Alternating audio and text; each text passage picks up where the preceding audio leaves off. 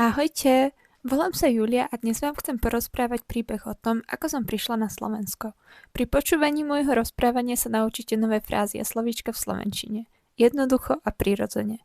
Dúfam, že sa vám dnešný príbeh bude páčiť.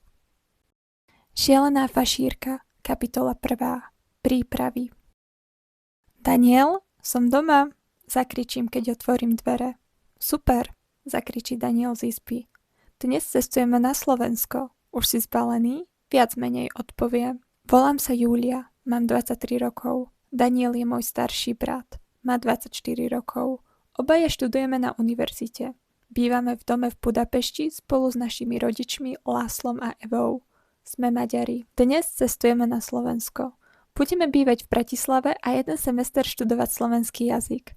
Slovenčinu už ovládame pomerne dobre, ale chceme sa naučiť viac. Som trochu nervózna, ale zároveň veľmi zvedavá. Daniel je vysoký a silnej postavy. Má hnedé vlasy a zelené oči. Veľmi rád športuje. Hrá tenis a basketbal. Je sebavedomý a pokojný. Keď som s ním, cítim sa istejšie. Ja mám dlhé hnedé vlasy a hnedé oči ako otec. Som trochu citlivejšia než Daniel. Rada sa učím jazyky a teším sa na nový život v Bratislave. Aj keď mám obavy. Naši rodičia majú dobrú prácu. Otec Láslo je elektrikár vo veľkej firme. Mama Eva je spisovateľka a vlastní malé knihkupectvo so science fiction knihami. Obaja hovoria po slovensky, pretože niekoľko rokov žili na Slovensku. Často s nami hovoria po slovensky a veľmi nás podporovali, aby sme tam išli študovať. Otec ide najprv do Danielovej izby. O chvíľu príde ku mne. Ahoj Julia, povie a podá mi obálku. Mama a ja chceme, aby ste mali tieto peniaze. Pozriem sa do obálky a prekvapene otvorím oči. Ale oci, to je veľa peňazí. Šetrili sme ich pre vás. Chceme vám zaplatiť čas pobytu na Slovensku. Ďakujem, oci. Určite ich využijeme, poviem dojato. Pozrime sa na niekoľko slovíčok z príbehu. Zakričať, sebavedomý, nervózny alebo nervózna, ak ide o ženu, obálka. Teraz sa pozrieme na otázky k textu. Vyber iba jednu správnu odpoveď. Prvá otázka. Kde bývajú Julia a Daniel? V Bratislave, po B v Budapešti, po C v Londýne, po D vo Viedni. Správna odpoveď je B v Budapešti. Druhá otázka. Kam dnes cestujú? Po A do Maďarska, po B do Česka, po C na Slovensko, po D do Rakúska. Správna odpoveď je C na Slovensko. Otázka číslo 3. Aký jazyk sa Julia a Daniel učia? Po A slovenský jazyk, po B maďarský jazyk, po C anglický jazyk, po D španielský jazyk. Správna odpoveď je A. Slovenský jazyk.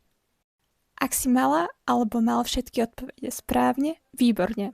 Ak nie, nevadí. Skúsi príbeh vypočuť ešte raz. A teraz pokračujeme v druhej časti. Keď vyjdem z izby, takmer narazím do Daniela. Už si oblečený? Spýtam sa. Áno, usmeje sa. Môžeme ísť. Po raňajkách odchádzame z domu. Ideme na železničnú stanicu. Cestujeme vlakom. Cítim, ako mi srdce bije rýchlejšie. Ako sa cítiš? Pýta sa mama. Som nervózna, odpoviem úprimne. Prečo? Na Slovensku nikoho nepoznám, len Daniela. Neboj sa, povie mama. V Bratislave je veľa milých ľudí, najmä Danielov kamarát Martin. Dúfam, poviem potichu. Ale čo ak sa niečo stane? Všetko sa vyrieši, povie otec spokojne. Na stanici je veľa ľudí. Niektorí cestujú za prácou, iní za zábavou. Všade sú kufre, hlasy a pohyb. Cítiš sa už lepšie? Pýta sa Daniel.